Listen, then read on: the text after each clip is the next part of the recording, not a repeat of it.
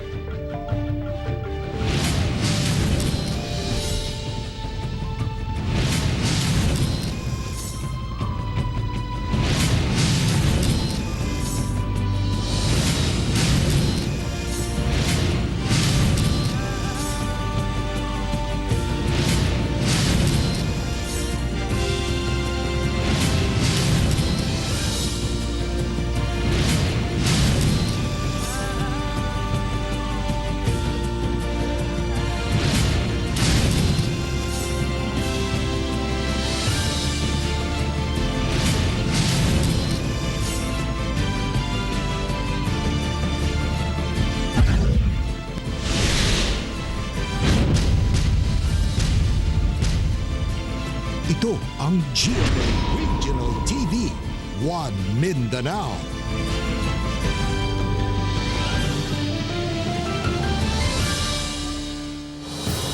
May kapon Mindanao, kini ang GMA Regional TV 1 Mindanao. Hatod damo ang pinakadagkog, pinakulaing balita sa Mindanao. Ako si Tek Ocampo. Sara Hilomen Velasco. Real Soroche, live gikan din sa GMA Davao Complex.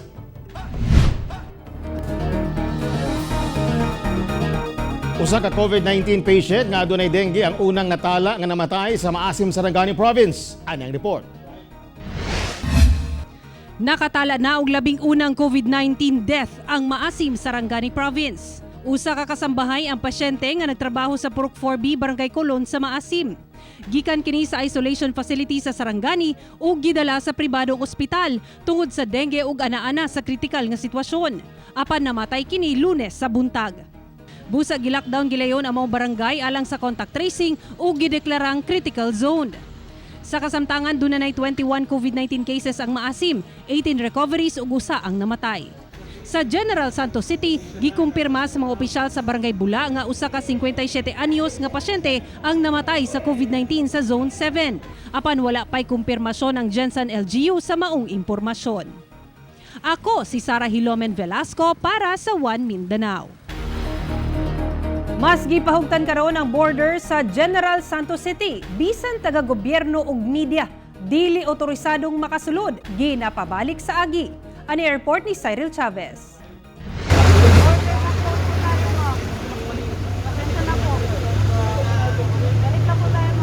Ingon ani na kastrikto ang border sa General Santos City. Subay kini sa gipagulang Executive Order number 42 sa LGU nga mga delivery of goods ug essential services lamang ang makasulod sa syudad.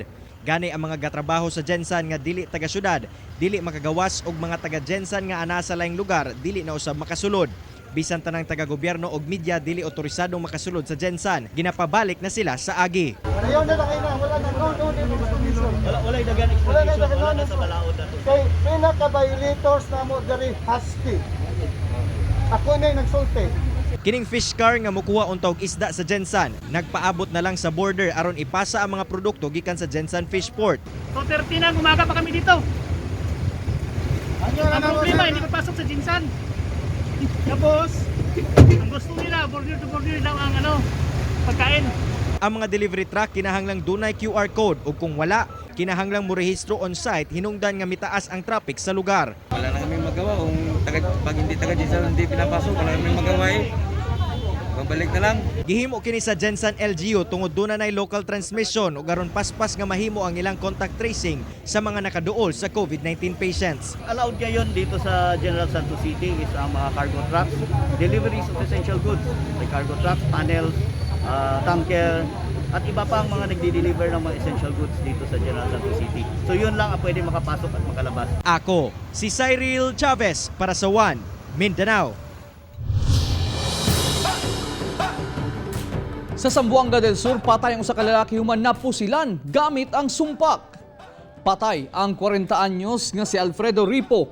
Human gipusil gamit ang sumpak samtang nagpakta sa May Purok 1, Barangay Concepcion, San Miguel, Zamboanga del Sur. Padulong ang unta ang biktima sa iyang babuyan diyang naitabo ang krimen. Bit-bit sa biktima ang balde ganun ay sulod nga feeds. Sa pasiunang investigasyon daw giatangan ang biktima sa wala mayling suspect. Usa ka igo sa naong ang mitapos sa kinabuhi ni Ripo. Personal nga away ang usag sa saglantaw sa kapulisan nga hinungdan sa insidente. Personal grudge siya. Dili pa pud namo masaysay karon kung kinsa ang suspect kaysa pagkakaron ongoing pa among investigasyon.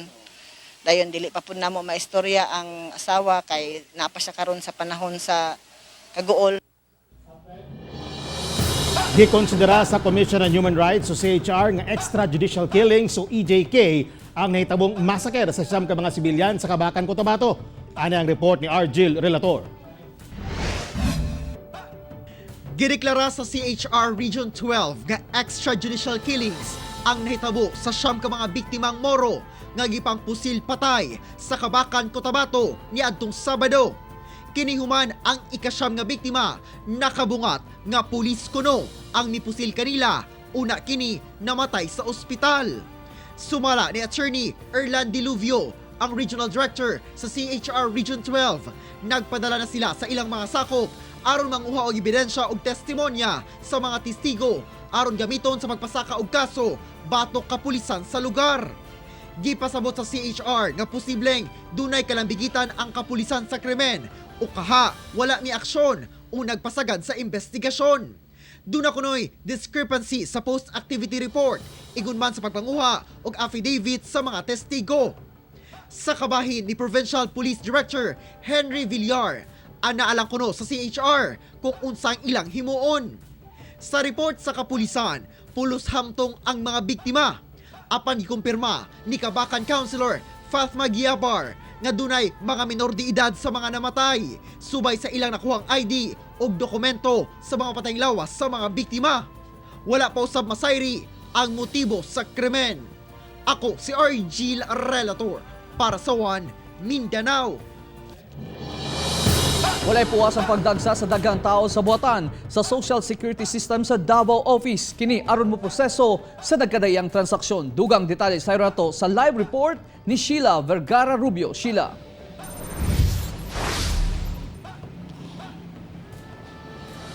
Real sangita pa ilawon pa sa community quarantine bunga sa COVID-19. Ginapalikay gayud ang katawhan sa pagdasok busa, gilusad sa SSS atong sa ilang ika-63 nga anibersaryo ang express services. Matag adlaw tag-as nga linya sa mga tao ang makita sa sulod ug gawas sa SSS Davao Office. Tanawan nyo ang last digit ay yung isi number. Kayang makasunod karon 1 of 2, 3 of 4 ang makasunod karon. Sa kadaghang tao, halos usahay lisod na nga mapatuman ang social distancing. Ang uban kanila magbayad og contribution, ang uban mag-apply og loan ug ubang pang klaseng transaksyon. Kira man Sa oras pa man kana diri. alas 7 pa ma'am. Napabakay na yung lakaw mo antos kay nan kadili. Maghap din ta mi alanganin na siguro. Katulungan akong balik kay usay makatupan man good tapos katong pag-anhoy anhin na first kuan dili yang schedule sa iyang kuan ba number dili pwede. Sukad na pailawom ang syudad sa community quarantine. Nagpatuman og sistema ang SSS sama sa pagpahimutang og drop box ingon man pag-transact online. Sanglit dagsa gihapon ang katawhan sa maubuhatan. Gilusad sa SSS ato sa ilang ika-63 nga anibersaryo ang express services kung asa giagni ang katawhan nga through online ang pagproseso. Magpahigayon usab og sa gunsong live streaming ang SSS aron mas mapasabot sa katawhan nga mas mapadali ang serbisyo kung ipaagi sa online ang transaksyon. In line with our theme, SSS at 63 responding to the times through express services. So gilaunch na to karong adlaw ang gitawag natog express. Kini ma'am nag-highlight sa mga digital technology na gi-improve o gihimo sa SSS through the times. Bisan ang pagbayad giagni sa SSS ang mga miyembro nga ipaagi usab sa online aron makalikay sa daso. Real aduna usay application no sa mga smartphone nga mamahimong i-download sa mga SSS member. Pinagi niini mamahimo na nilang ma-monitor ang ilang mga contribution ug uban pang mga detalye nga gikinahanglan nila sa maong buhatan. Real.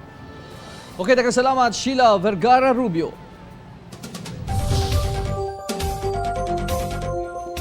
Usa ka balay ang natumbahan ug dakong punuan sa kahoy sa Mlang, Cotabato. Milagrong walay nasamdan nga nagpuyo sa mga balay sa Barangay Buayan human natumbahan og dakong punuan sa mangga. Nahitabo ang insidente atong sa kusog nga ulan niadtong Sabado sa gabii. Sa datos sa Mlang Municipal Disaster Risk Reduction and Management Office, anaa sa sala sa balay ang magbanay dihang dunay milagubo duol sa ilang kusina. Busa gilayon silang migawa sa balay. Gilayon naguba ang bahin sa kusina sa balay human sa insidente. Matud si MDRRMO, nalangkat ang punuan tungod sa kusog nga ulan ug hangin. Matud sa Pag-asa, ang mga pagulan sa Mindanao tungod sa habagat. 22nd Tuna Festival sa Ulugon gihapon sa General Santos City. Luyo sa pandemya sa Ulugon gihapon sa General Santos City ang Tuna Festival. Apan dili sa makaniadto nga daghang aktibidad. Karon online na aron mahilayo ang katawan sa COVID-19. Gani pipila lang ang mitambong sa opening ceremony niadtong August 29 sa hapon. Ang tema karong Tuna Festival mao ang Sailing Through the Waves of Time. Dunay mga aktibidad sama sa photo contest, vlogs ug ubang pang aktibidad nga ipaagi sa digital platform.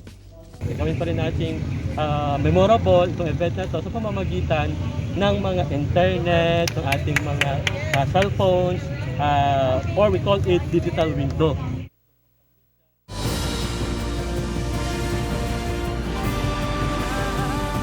Ito ang GMA Regional TV, One Mindanao.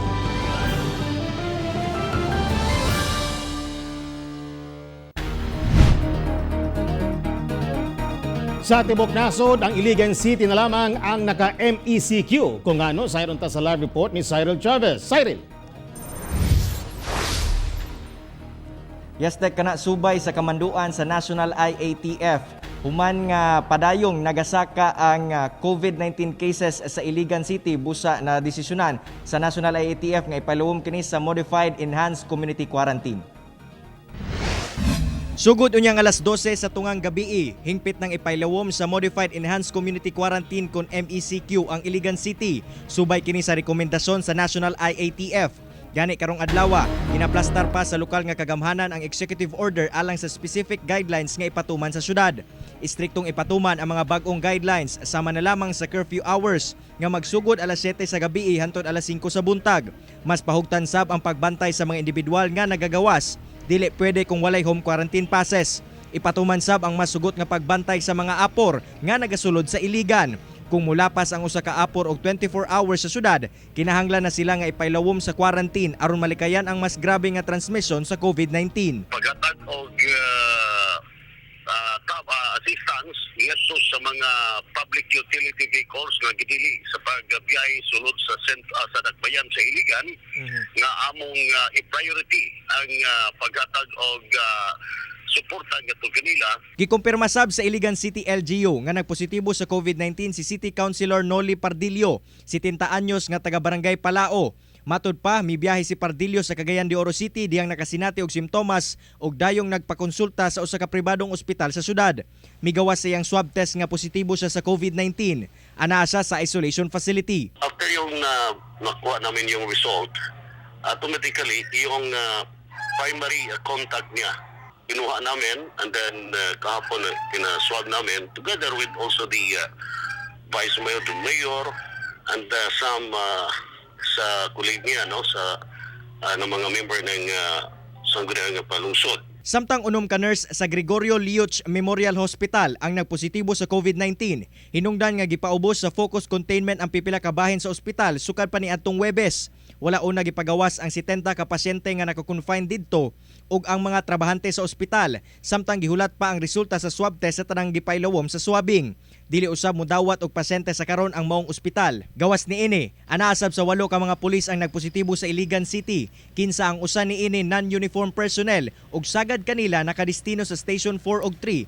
Busa aron makasiguro nga dili mukalat ang sakit, gipa-quarantine tanan personahe sa maong istasyon. For the Region 10, we have recorded 37. But luckily, ang remaining natin na yun na under quarantine is itong nasa Iligan. Ilan po itong sa inyo? Sa Iligan, we do have yung, actually, one in UP, then 2 police officers. Sa Cagayan de Oro City, 12 ang nadugang sa nagpositibo sa COVID-19 sa syudad ni adtong weekend. Nagpositibo sa sakit ang 2 ka health worker, 29 anyos nga babae sa Northern Mindanao Medical Center ug usa ka 26 anyos nga lalaki. Samtang usa ka 24 anyos nga babaeng person deprived of liberty nga residente sa Santo Niño, Barangay 31 ang nagpositibo sab sa COVID-19. Nagpahigayon na og contact tracing sa mga nakauban niini sa prisuhan. Nagpositibo sab sa sakit ang 60 anyos nga babaeng mamaligyaay sa Kugon Market. Samtang ang usa ka 70 anyos nga lalaking taga Barangay Bayabas, kinsa namatay na ang nagpositibo sa COVID-19. Ang laing 7 mga nag-edad og 22 hangtod 58 anyos nga taga Barangay Gusa, Makabalan, Bulwa, 31, Puntod ug Bugo.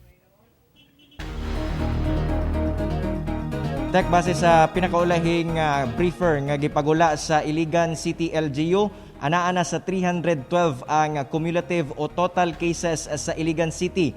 236 niini mga locally transmitted cases, labing taas kung atong itandi sa 76 cases nga gikan sa mga returning overseas Filipino o LSI nga namalik sa syudad sa Iligan. Tek. Okay, daghang salamat, Cyril Chavez. Naglisod ang otoridad sa search and retrieval operation sa nahugmak nga tunnel sa Santo Tomas, Davao del Norte. Atong siren kung ngano sa report ni John D. Esteban. Ikatulong adlaw na karon sa search and retrieval operation sa otoridad sa nahugmak nga tunnel sa Barangay Kinamayan, Santo Tomas, Davao del Norte, kung asa 4 ka lalaki nga nag-treasure hunting ang gituuhang natabunan.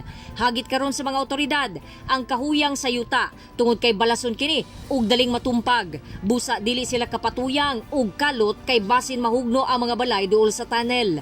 Ila na kining ginapangitaan og paagi, dili gihapon nila masulti kung kanus-a sila mahuman. So, ang buhaton karon sa kuan sa engineering team is buhaton siya og shoring. Ang term ang gud nila no kay shoring to. So butangan siya og support structure dito para ma-minimize ang pag-collapse sa yuta. Gikordon na usab ang palibot sa nahitabuan aron dili maduulan sa daghang tao kay delikado pa.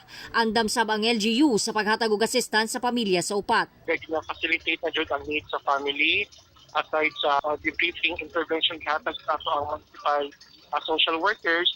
Ang LGU na po ang magsalo ana sa ilang burial assistance o possible aid na mahatag sa family.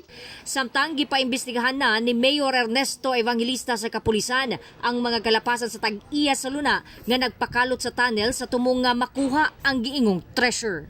So ang among gikuan dito is itong violation nga in spite nga gipastop na sila. Gyapoy pinapadayon gyapon nila to kuan. So ato amo pa ni pakwan coordinate with the agency nga kuan po na like si Indro nato. Anyway na gini kaso nga ato bangon sila. Ako si John D. Esteban para sa One Mindanao. Hinumdumon ugmang adlaw ang ikaupat nga kasungmaran sa pagpamomba sa Roas Night Market sa Davao City. Gipreparar na sa lokal nga panggamhanan ang Tree of Life Memorial Marker alang sa paghinumdum ugmang adlaw sa ikaupat nga anibersaryo sa Roas Night Market bombing. Kahinumduman nga niadtong September 2, 2016, gibombahan ang Roas Night Market kung asa napatay ang 15 ka tawo na samdan ang 69 ka tawo. Usa ka simpleng programang ipaygayon ugma alauna sa hapon kung asa tambungan kini sa pipila lamang ka mga opisyal og 5 kabanay sa biktima nga naimbitahan. Gilimita kini tungod sa pandemya karon.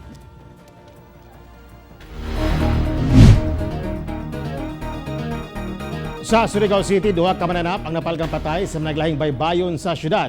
Anang report ni Cyril Chavez. Taliwala sa kusog nga hangin ug dagkong balod tungod sa habagat.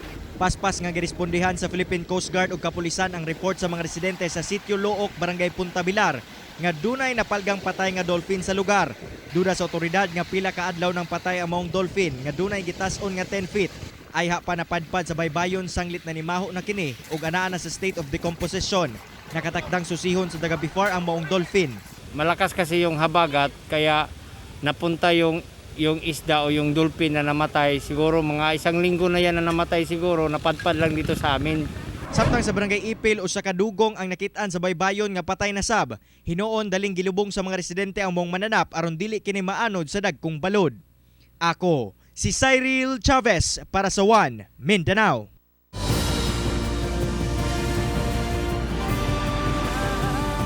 Ito ang GMA Regional TV, One Mindanao.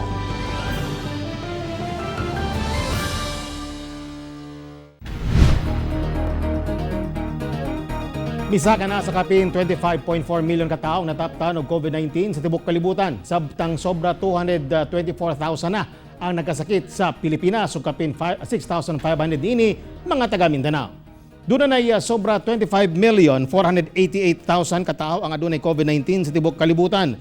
Doon na say sobra 16,823,000 ang nakarecover ug 850,605 ang namatay. Samtang misaka na sa 224,264 ang COVID-19 sa Pilipinas. Miabot na sa 158,012 ang recoveries ug 3,597 ang namatay. Ug sa mong ihap, 6,530 ang adunay COVID-19 nga Mindanaoan, 4,377 ang nakarecover ug 170 ang namatay. Hugot ang pagpatuman sa health protocols atol sa unang adlaw sa pag-resume sa voters registration sa COMELEC. Ani report. Naka-face mask, naka-social distancing, ginapatunob sa foot bath, ginasanitize ang kamot, o ginapadala og kaugalingong ballpen. Pipila lang kini sa paagi sa COMELEC sa Davao City atol sa resumption sa voters registration karong adlaw. Kinihuman sa pagkasuspindi niini og kapin 5 ka bulan tungod sa COVID-19. Si Jenalyn Sato, kinsa nag-asikaso sa iyang transfer of residence, miuyon sa gipatumang health protocol sa COMELEC. Dugay siya, pero okay lang man kay gina-ensure man nilang mas safety kung niani social distancing pud siya. Sa kabahin sa COMELEC, hugot sabang ilang pagpatuman sa health protocol sa ilang staff. Naman pud sa among guidelines na after every client na makater na mo, magpahigayon yung disinfection sa mga biometric capturing. Tungod sa giusab nga work week sa ahensya, ang voters registration ipahigayon matag Martes hangtod Sabado, sugod alas 8 sa buntag hangtod alas 3 sa hapon o hangtod maabot ang limit nga 50 ka tawo lang matag adlaw nga makaparehistro. Susama sabang sitwasyon sa Zamboanga City. Milinya sa gawa sa buhatan sa COMELEC ang mga buot mo parehistro samtang gihulat nga tawagon ang ilang numero. Naka-face mask ug naka-face shield ang mga tao ug dunay kaugalingong ballpen.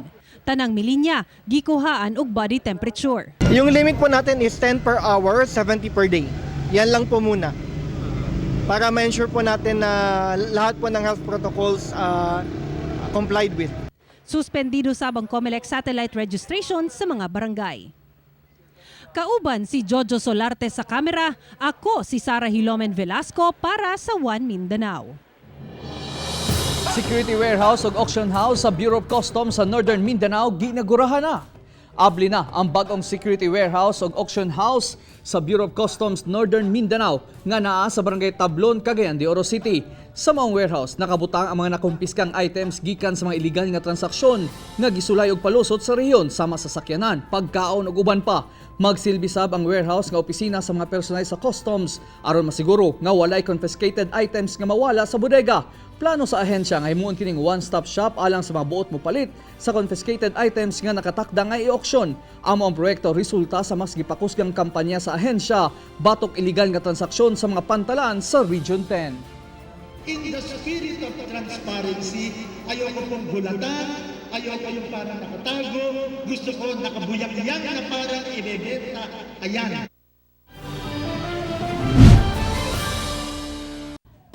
Usa ka iladong event organizer sa Davao City nga naigo sa pandemya, mibangon sa pagpamaligya og pagkaon. Atong sayro na iyang istorya, pinaagi nining report. Usa ka malampusong event organizer si Keith John Estrella sa Davao City. Makita sa pipila niya ka events ang kanindot sa iyang pagdala niini. Gani, pipila na ka ilado og prominenteng tao sa Davao City ang iyang nahimong kliyente. Apan diyang naigo sa pandemya, bagsak ang ilang negosyo.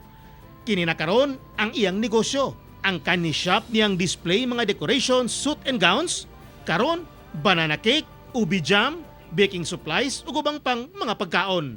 Naningkamot mi nga makatinda mi bisan unsa. Wala jud ko nag-expect nga mahimo maabot ang adlaw nga muramig nahimo naming palengke. Kung kaniadto kuno, dinagko ang ilang kitaon. Apan karon, sobra katunga ang nawala. Lahi ra gyud ang income sa events no kay ang among kwarta sa una bulto manggod ang bayad sa kliyente. Karon malipay na lang pud mi nga maski mopatong mig maski 20, 50 kada item. So maski karon mas na-appreciate namo ang ginagmay nga income. Karong hinay-hinay ng nagaluag ang mga health protocols, naglaom siyang hinay-hinay na usab makabalik ang ilang industriya. Miss na gyud kay nako kay tungod syempre naanad mi nga among gunitan bulak, mga inana ba, mga decorations, bisan asa mi nga hotel, bisan asa mi mag-decorate, bisan asa mi musaka para mag-event. Karon diri na lang mi tibok adlaw, diri na lang nagbantay na lang mig tindahan. Iyang mensahe sa mga apektado sa pandemya, dili mawadan og paglaom, maningkamot ug salig sa Ginoo. Kung naman mo'y trabaho karon, ampingin ninyo og paningkamutin ninyo nga makatabang gihapon mo sa inyong kumpanya kay kung namoy trabaho karon swerte na kaayo mo tungod naagihapon mo. Kauban si Melchor Awing sa kamera. Ako si Tek Ocampo para sa One Mindanao. Burr month na mga kapuso. Kining mall sa Davao City nangandam na karon sa ilang LED Christmas tree. Ano yung report ni Sheila Vergara Rubio. Usa sa nindot nga kasuruyan matag panahon sa Kapaskuhan maong pinakaunang mall sa Davao City sa bahada ni Dakbayan sa Davao, kinitungod sa ilang mga Christmas decoration sa gawas. Karong Burr month na, nagsugod na ang maong mall sa pag-andam sa ilang 40 feet nga LED Christmas tree. Gipang susi na kung doon na pa'y ma-recycle sa masuga alang sa maong Christmas tree. We are planning to line up na the lights kasi syempre last year pa yung mga ilaw so kailangan lang palitan. And then we are also planning to clean up the area and then para mas unsa po ang mga Davaoenos na maka-picture po sila taro. Gawas nga colorful kini, makita usab ang video sa nagkadayang storya kabahin sa Pasko. Apan ang tema karong Kapaskuhan, mao ang Season of Hope, kini bunga sa pandemya nga nasinati karon. Busa ma-feature usab kuno ang mga storya kalabot sa mga frontliner. Since our Christmas for this year is highlighting the seasons of hope kasi nga 'di ba sa nangyayari sa buong mundo ngayon, so we want to remind everybody that we still have hope. Lauman nga hingpit na kining mapasiga sunod bulan kung asa atangan usab kuno ang weekly light show nga ilang ipahigayon. Kauban si Bebot Kahes sa kamera, ako si Sheila Vergara Rubio para sa One Mindanao. So mga kapuso, Burr months na, muna giingon nga unang adlaw sa Pasko. Oh, Merry Christmas daan sa mga kapuso. Sa Pilipinas no ang pinakataas nga Pasko Tinoda, sa ulugon jud sa matag Pinoy. Pero ambot lang karon kay naalagi pandemya, siguro moderate lang siguro. Medyo mellow gihapon pero naa gihapon ang gift giving syempre. Dili ta mo paglaom. Dili mawala So atong mga ninong-ninang diha no. Dili unta magtago-tago. Pero lahi naman karon, lahi na karon ang ninong na ang tagaan. Okay, kung ang Ana ba? kung ang inaanak, ang mga ihadog-ihada medyo arang-arang, katong ilang mga ninog-ninang na nagkalisod, mo ni tagaan. Pero syempre dili gihapon mawala ang essence gyud sa Pasko nga kini ang pag-abot sa ato ang labaw makagawom si Jesus Christ no nga naghatag og mensahe og paglaom sa atong tanan nga bisan sa pandemya no sugakod gihapon kaya natin to ug syempre naara gihapon ang spirit sa Christmas. So ato lang no bugtong pangamuyo lang nato no nga moabot ang Pasko nga mahumana ang kaning pandemya at least ba mabalik sa normal. Atoy ampo nga matinuod tong pasalig sa atong pangulo nga moabot na gid ang mga vaccine aron nga hinahinay tang maturukan o gid na gid ta mataptan niining COVID-19 unta.